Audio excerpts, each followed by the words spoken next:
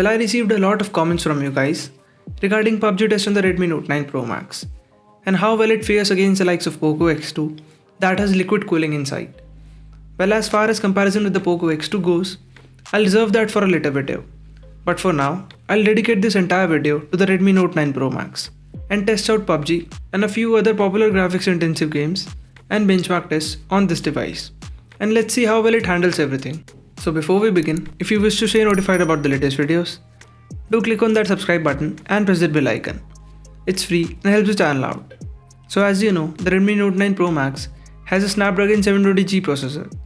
That is an 8nm processor clocked at 2.3 GHz with 6GB of RAM, even in the base variant. And it should do well in day-to-day tasks.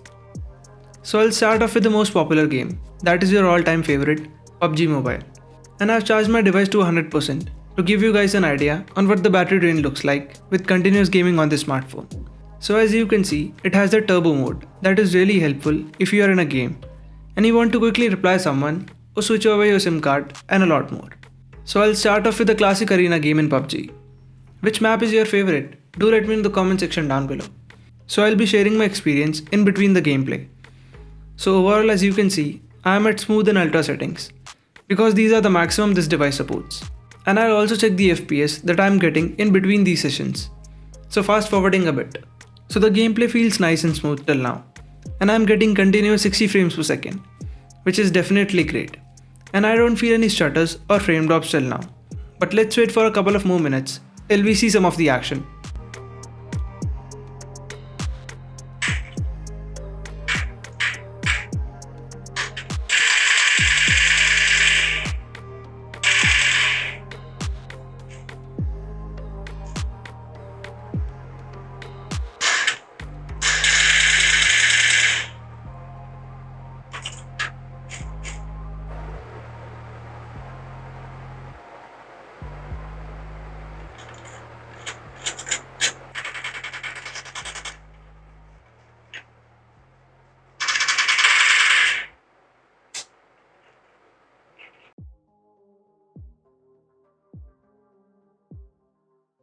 Let's see the amount of battery discharged till now. So the device lost almost 5% of the battery. I think it's great for a session of PUBG on maximum settings. And you'll like how it performs. Plus I don't feel any major heating up after this whole session. And I'm using the official case with it, as most of you will be using it for a while too. So yeah, no such heating issues as such anywhere. But of course, the temperature is up a bit. But honestly, I don't even feel it, all thanks to the 8nm power efficient Snapdragon 720G processor. So I'll play a couple of more games to put the maximum load on CPU and GPU and share my experience about it. Okay, so moving on to the next game, Call of Duty. So I've changed the graphics settings to very high and the frame rate to very high as well, so as to push the device to its maximum.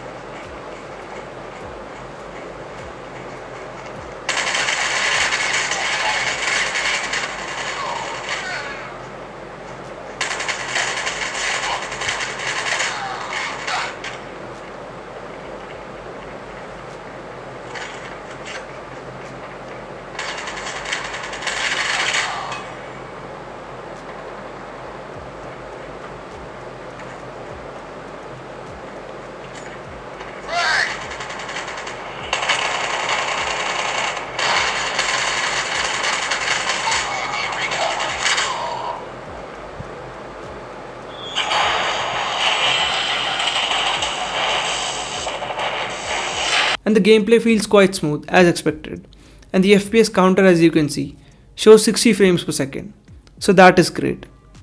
And I'll play a session or two for around 20 more minutes and let you guys know about it. So the game ran smooth overall, even on high graphic settings, and I'm pretty happy with the way things are right now with this device. So no heating issues whatsoever, and due to that huge 5000 mAh battery, you can game on it for hours till you have to charge it back again. And overall, I'm impressed with the way this device handled all the games extremely well.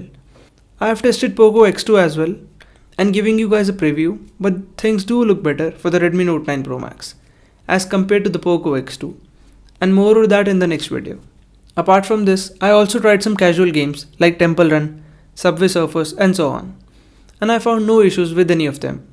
No glitches or frame drops or any heating issues whatsoever. So overall I'm really satisfied with the way this device performs in day-to-day tasks like a breeze. And hopefully you guys will like it too. Plus I also ran Antutu and Geekbench benchmark on it to check for the overall scores and how well it compares with other devices. And here is what the scoreboard looks like. Though I don't trust benchmarks, but still, just in case you wanted to know, here are the scores on your screen. So in the Geekbench 5, the Redmi Note 9 Pro Max scored 563 points in the single core department and 1697 points in the multi-score department, which is a respectable score for a device of this price segment. And I also ran Antutu benchmark as the companies usually show it off. So the Redmi Note 9 Pro Max scored 2,77,352, which is again a good score for this device. Actually, benchmarks don't matter much in real life. Until the time I had with it, I can say it's a great device to have in use. Anyways, I'll be sharing a full review pretty soon. And if you want any questions to be answered, do let me know in the comment section down below, and I'll try to cover it in the full review. So like this video if it helps you out, and subscribe if you haven't already. And I'll see you guys in the next one.